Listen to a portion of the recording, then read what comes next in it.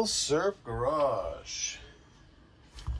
We're back with the Model 10. We're going to touch on something that I stumbled upon in the research for the video for the Model 10 that I touched on a little bit in the Model 10 video, but did a little bit of research. I wanted to expand on this a little bit. This is some interesting stuff. So I spoke about how it was the gun used by Lee Harvey Oswald to shoot police officer J.D. Tippit in Dallas about 45 minutes after the Kennedy assassination. And the Kennedy assassination, that whole plot, whichever part of it you believe, whether you believe it's a conspiracy, with other people involved, whether it was just Oswald, whatever you believe, it's still such a convoluted mess. It's the craziest thing. If you really think about it, there really were no cameras around back then, and you would think if something actually got caught on tape, I mean, there were cameras around, but not like now, where like anything that happens, seems there was always some kind of camera pointing at it. Back then, you rarely caught these pivotal things that just happened, spur of the moment, crazy stuff that would, and would you catch stuff like that on video just because they didn't have the same type of coverage. But there was a guy standing there with a camera videoing the whole thing. There's still controversy. Even though they actually have it on tape, there's still controversy. You would think if there wasn't film of it, they could say anything happened, this happened. It's on film, and it's still one of the biggest controversies that are out there. But one thing that I look at it, you say, when you have knowledge about a certain aspect of something, you can better make sense of that part of it. You know what I mean? Like, in other words, if you weren't an automobile expert and someone told you something about a car, the car did this, it acted like that, and then this happened, and you didn't know anything about cars, you just have to take that person's word for it. If they were telling you about something that happened with an airplane, how it crashed, how it maneuvered, what happened, and you don't know anything about flight, you're not a pilot, you don't know anything about flying, and they give you specifics of something, you just listen to it, and you're just like, all right, if you say so, if that's what happened, okay, I'm going with it. But when it's something that you have knowledge of, and then they start throwing facts at you or whatever, and you're like, well, wait a minute, I don't know, this doesn't really make sense, that doesn't really make sense. You start to be able to pick it apart a little bit better when you have knowledge of a certain thing. So we here as Milsurp collectors, as gun enthusiasts, we have a little bit of knowledge about this gun stuff, and this is what jumps out at me with this these guns used in this Kennedy assassination thing. If you were Oswald and you were going to plan this, would you have a Carcano? I mean, Carcano fans out there, I apologize. You see, I've never done a video on one. I don't own one, but one of the reasons is because every time I pick up one at a gun show or in a gun store, they just feel like junk. And I just, I pass on them because of that. It's like, you could be a fan of them, but you got to admit, they're not the greatest. They're definitely not the greatest. What is going on? If you're going to plan to shoot the president, wouldn't you have something accurate? Obviously, if he really was the only guy that did it by himself with that rifle, it was accurate enough, I suppose. It did the job, but I don't know, it just seems a little bit weird. And then, especially when you start looking into what was going on with this handgun that he was carrying around, that he shot the cop with, supposedly 45 minutes later. I'm going to show you how crazy and convoluted this is. So, it wasn't exactly this Model 10. I'm going to show you what it was. I'm going to use Military Firearms by Philip Peterson. Now, this is the 8th edition of this book. This book comes in very handy lately, It's been using it a lot. And the 8th edition, it's around, I guess, 2016, or they get a little old, and it's a price and reference guide. But so the pricing kind of 2016 pricing isn't going to help us out here. But believe it or not, it's a good research book, even if you don't use it for the pricing part, but just for research. It's a very comprehensive book. And I was able to pull up, let's zoom in a bit here. This is what Oswald had. He had this Victory model, manufactured during World War II. It's a Model 10 with a sandblasted, Parkerized finish, a lanyard swivel, smooth walnut grips. The serial number has a V prefix. This model was available in only 2-inch and 4-inch barrel lengths. It was discontinued April 27, 1945, with serial number VS 811119. And there it is. So now Oswald's handgun has a story here. Okay, so I have some paperwork here. Hope this doesn't come out too boring here. Here's a picture, by the way, of Oswald, the exact one that Oswald used. And here's some information about it. This I got here. This is like a report that touches on some stuff that was in the Warren Commission report. We'll read along here together. This talks here about the murder weapon itself. When he was arrested, he had in his possession a Smith & Wesson .38 Special caliber revolver. Now that's important because these Victory models were chambered in .38 Smith & Wesson. Different than .38 Special, but I want to explain how this is possible. Here's the serial number, V510210, which puts it more about 3/4 of the way through production, I suppose, right? Something like that. So you figure early 40s. Two of the arresting officers placed their initials on the weapon, and a third inscribed his name. And that identified it as the revolver taken from Oswald when he was arrested. Now, I'm going to tell you right away. Here's a picture of, this is Ruby's gun that he shot Oswald with. And you can see the police do that. If they have a weapon at the murder scene or when it's taken into evidence, right away they inscribe their name on it so that it could never be switched out. Before they're actually able to test it for ballistics, they want to make sure it doesn't get switched or confused with something else. So it's typical that they mark it like this in a way where they're able to identify it later.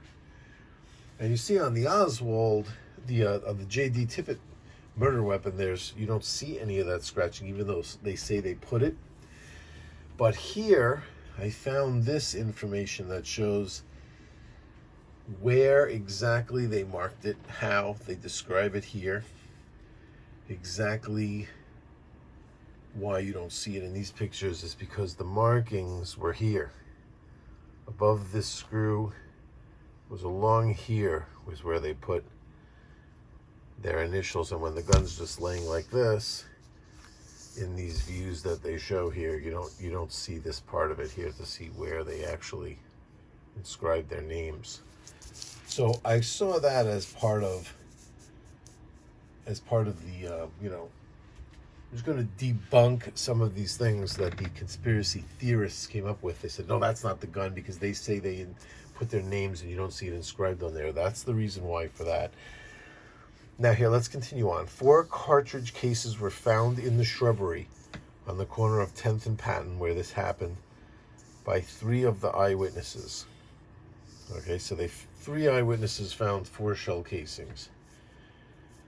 It was the unanimous and unequivocal testimony of expert witnesses before the commission that these used cartridge cases were fired from the revolver in Oswald's possession when he was arrested, to the exclusion of all other weapons. So what that means is that 4 shell casings definitely came from that gun. That's the shell casings. The Shell casings are marked when a bullet comes out of a gun when it was fired. It gets forced back against the breech face, and it leaves certain marks. Semi-autos, actually, when they get extracted, they leave mark striations when they get ejected. I think the marks they were looking at here were on this part where it gets forced into the around the firing pin hole. It gets forced back against the breech, and it leaves certain marks that they could definitively match that against the gun. They fire rounds out of the gun and they could match that. So they're saying, okay, these shell casings definitely came from this gun. Now you say, everyone's also aware that the bullets can also be matched to the barrel. But here, so Cortland Cunningham identified the 4 empty cartridge cases found near the scene were fired from the weapon in Oswald's possession when he was arrested. He declared this weapon fired the 4 cartridges to the exclusion of all of the weapons. Identification was effected through breech face marks and firing pin marks. Right, the firing pin also leaves marks. The other firearms experts independently examined the 4 cartridge cases and arrived at the same conclusion. At the request of the commission, Joseph D. Nickel, superintendent of the Illinois Bureau of Criminal Identification Investigation, also examined the 4 cartridge cases found near the site of the homicide and compared them with the test cartridge cases fired from the Smith & Wesson. He concluded all of these cartridges were fired from the same weapon. So they were pretty conclusive that the brass came from the gun that was in Oswald's possession.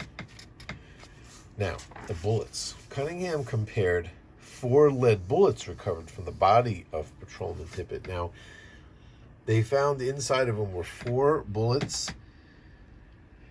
3, he was shot in the chest 3 times. He went down, and then he had a shot to the head when he was down. He was shot in the head. So a lot of the conspiracy theorists say this wasn't just Oswald wanting to get away. If he wanted to get away, I mean, 3 shots to the chest and the guy goes down, you can get away. You wouldn't necessarily care if, at that point, if he lives or he dies, escape is what you're looking for. But this was a little different. This was like 3 shots, he went down, and then it was like almost like a contact wound to the head. So it was very typical of like a, him just being like rubbed out kind of thing, is what they point at. It is a little odd. Usually things like that where someone is just shooting a cop to flee, it's just as long as they disengage, they're out of there. If they just want to run, they might not take the extra time to walk up and actually perform, the kill shot like that. But they found also inside of his chest was a button that one of the bullets forced a button. It must have hit the button of his uniform and forced the button inside of him as well. And when they pulled out the 3 bullets out of his chest, there was a button there as well.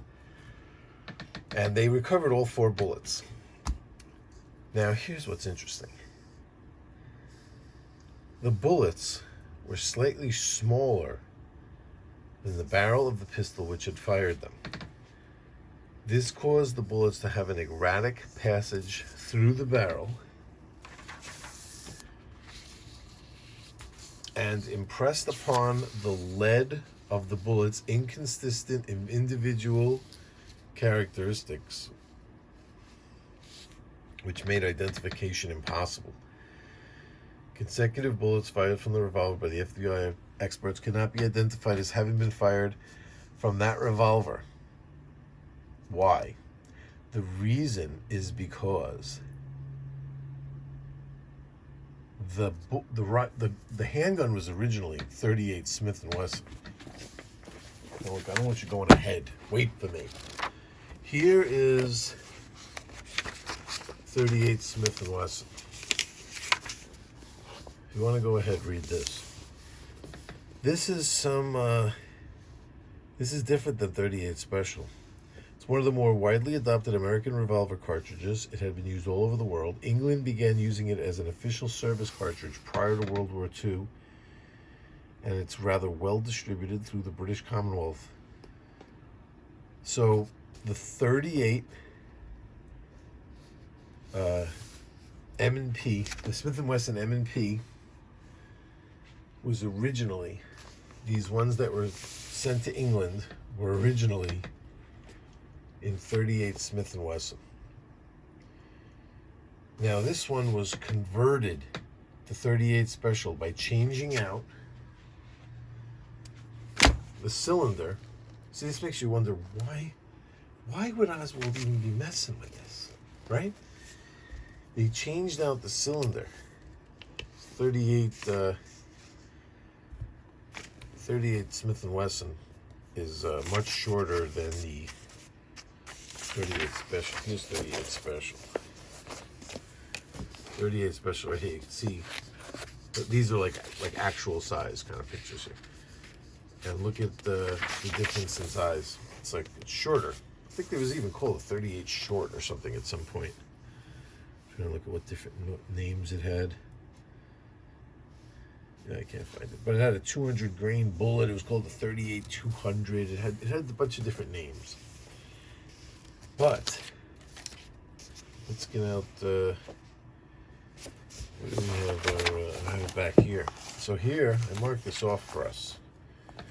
38 Smith & Wesson. This is what we're interested in here. Here's the specs for it. We're interested in bullet diameter. 359.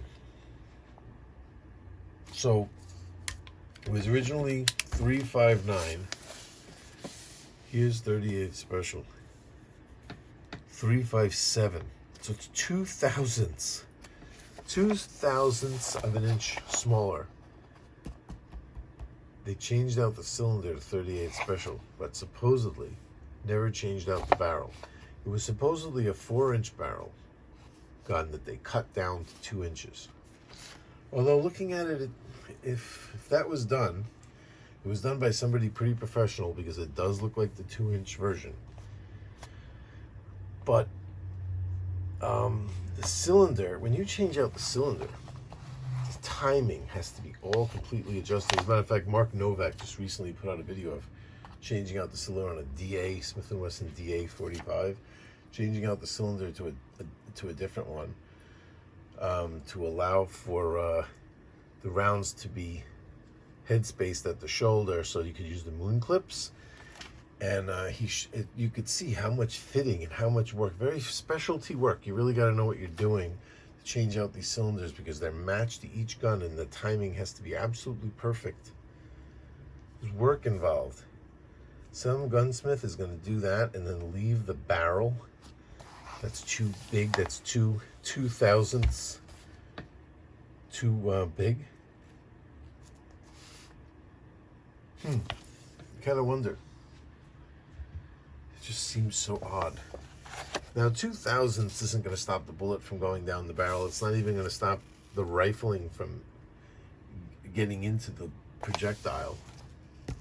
But this smaller bullet is going to allow gases to pass. You know, when that round goes off, there's a lot of fire and hot gases traveling down the barrel behind that bullet, pushing it along. And if it can get by, it ruins the rifling. It literally melts and disrupts the rifling, which is why here, back to our paperwork now, Cunningham testified all of the bullets were mutilated, one being useless for comparison purposes. That might have been the headshot, because since it had to go through the skull, that one might be the one that's kind of really destroyed. All 4 bullets were fired from a weapon with 5 lands and grooves and a right twist which were the rifling characteristics of the revolver taken from Oswald. Which is true. If we went back in here, I lost my page, but if we went back in here again, there were other things I did want to show that the twist was the same. Can I get them both in frame? No, but you can see the twist is the same. The rifling is the same. Was the same. The barrel, the other parameters of the barrel were the same. So it's true that what they're saying here is, this is how they have to speak about this when they try to match these bullets. Like, this is how the legalese is. They would say, in a case like this, he could not say whether the 4 bullets were fired from the revolver in Oswald's possession. All they could testify is that they could have, on the basis of the rifling characteristics, they could have come from that gun. So there's a few different ways you could put it. You could look at the bullets and you could say, there's no way these bullets came from this gun. Or you could look at the bullets and say, they may have come from this gun. It's possible they came from this gun, but it could have also come from one like it. Or you could look at the bullets and you could say, these bullets came from this specific gun. It's possible to come up with those 3 conclusions is possible by using ballistic forensics. In this case, they said that the cases definitely came from the gun, but the bullets came from a similar gun. They couldn't conclusively match it to that gun, except this guy Nickel, who was he again? Superintendent of the Illinois Bureau of Criminal Identification Investigation. He said that one of the bullets taken from Tippit's body, that this bullet was fired from the same weapon that fired the test bullets, to the exclusion of all other weapons. He said he matched one bullet to the gun, but he agreed that because of the other 3 bullets were mutilated, he could not determine if they had been fired from the same weapon as the test bullets. But he did say that he matched one of them. Now here's where it gets even weirder. Of course, there just has to be weirdness. The examination and testimony of the experts enabled by the commission to conclude that 5 shots may have been fired, even though only 4 bullets were recovered. The reason for that is because 3 of the bullets recovered from Tippit's body were manufactured by Winchester Western, and the 4th bullet by Remington Peters. Okay, so 4 Winchester, 1 Remington. But only 2 of the 4 discarded shell cases found on the lawn at 10th and Patton were Winchester Western manufacture. Therefore, 1 cartridge case of this type was not recovered if those rounds were all fired. And though only 1 bullet of Remington Peters manufacture was recovered, 2 empty cartridge cases of that make were retrieved. So you got to figure either he missed or there was an empty case in there, right? That's what they're going to say. Therefore, either 1 bullet of Remington Peters manufacture is missing, right? Or 1 used Remington Peters cartridge case, which may have been in the revolver before the shooting. Like, now, why would he go out with a spent shell in the revolver? And you only have 6 shots, and you're gonna leave spent shell casings in there? And it was discarded along with the others at the scene touted. And all the witnesses were saying they heard the 4 shots. So if a bullet is missing, 5 were fired. This corresponds with the observation and memory of Ted Calloway and possibly Warren Reynolds, but not with the other eyewitnesses who claimed to have heard from 2 to 4 shots. So 2 guys said that they might have heard 5. This is typical with witnesses. You could probably find witnesses that would say anything you needed to say or not be able to say what you needed them to say, just because nobody knows when something like this happens. It's really hard to get accurate information, but even the shell casings aren't matching. So this was just some stuff pulled from people looking into the Warren Commission report. But okay, so where is it? Oh, the Rosetta Stone here, this one. The Rosetta Stone of the JFK assassination. This is what they were saying about this gun. So this is the School of Law, University of Georgia. This is some interesting stuff here. Let's see.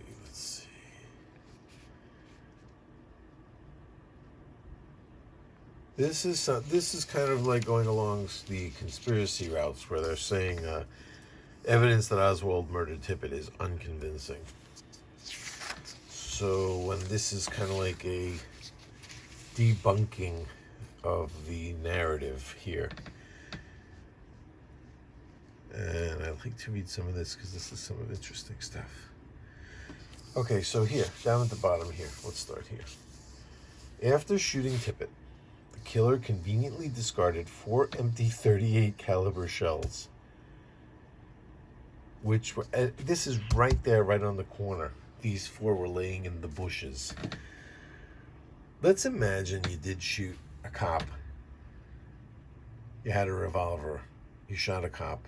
You have 6 bullets in a revolver. You shot 4 shots, 5 shots.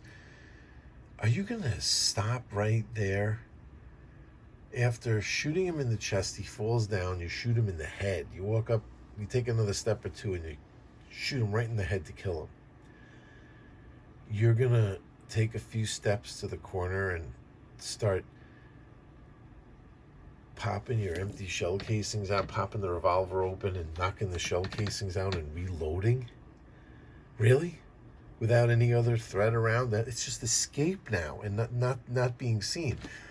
Actually, nobody saw this happen. The witnesses were only auditory witnesses that heard it and then looked. And there are people that saw him leaving the scene. By the way, there are like a million different narratives and maps and stories. And if you really want to delve into this whole thing, there's a book actually. So I bought this book. I'm waiting for it to come. It's not a cheap book either. It was like $65 on Amazon. It's called With Malice, Dale K. Myers. It's nice. They had some of the, like the expanded version or whatever. I just said I'm going to get this book. You think I'd want to do the video after I got the book, but no, I want to just do this now, and then if I learn something from this book and the hole goes deeper, I'll take you along with me. So we'll see what happens when I actually get this book. But there are so many different stories and narratives about this when I was reading. Right now, I just want to stick to just the gun info. It's interesting. But I'm throwing up like some of those maps and some of that crap up here. But where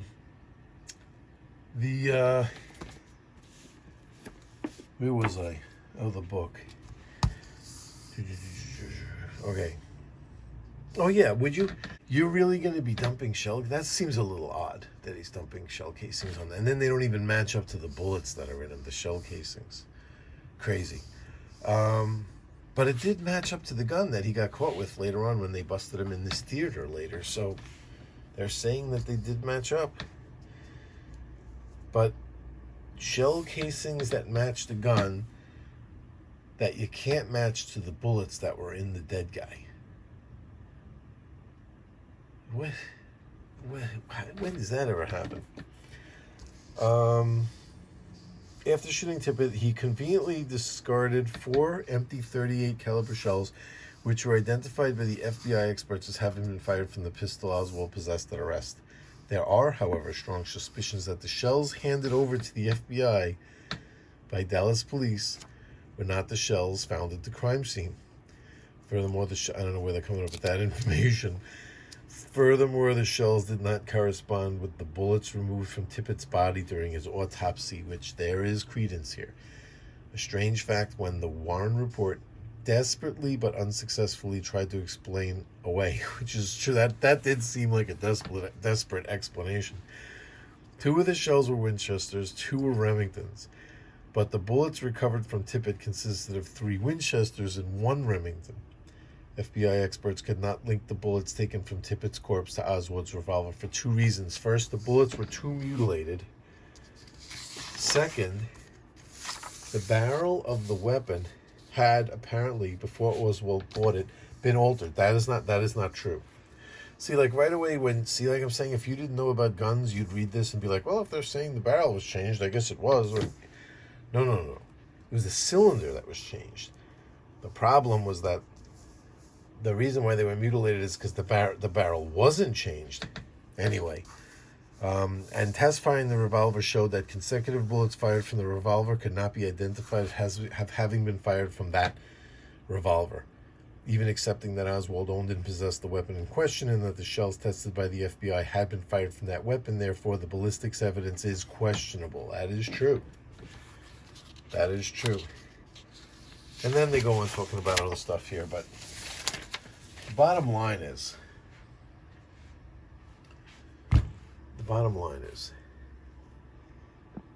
Oswald